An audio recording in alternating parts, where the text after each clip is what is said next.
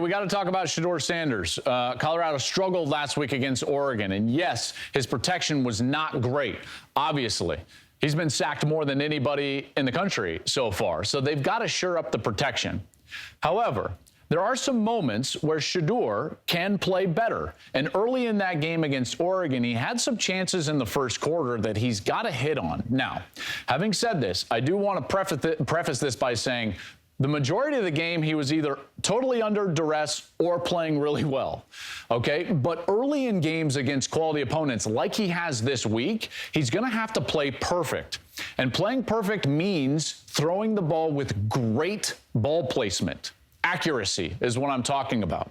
When you throw with accuracy, you give your offensive players, your skill position players, in this case the wide receivers, a chance to make plays. You give your offense the best possible scenario in order to have success. And they need that to have confidence early in a game in which they're going to be 21-point dogs, like they did in week 1.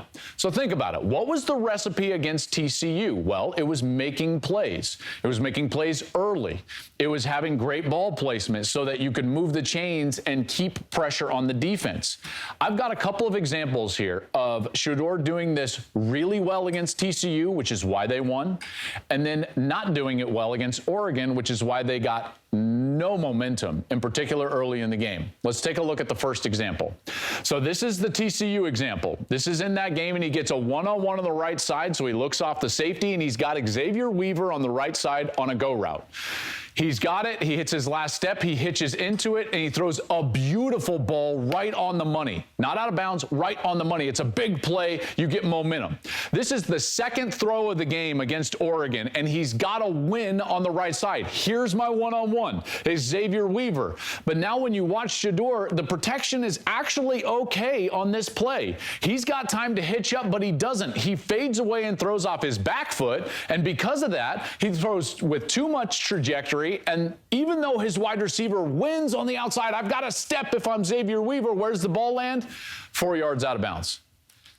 That can't happen. You can't do that.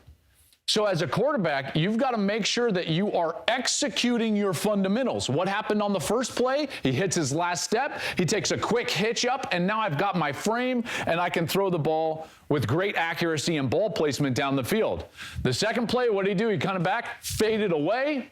Back foot, now I'm like this, the ball has more trajectory, and what happens? It goes out of bounds. Little things have to execute. There's an immense amount of pressure on this guy, okay? He has to play basically brilliant in order for them to win. Well, these are those little areas where you can improve. Here's another example, TCU example.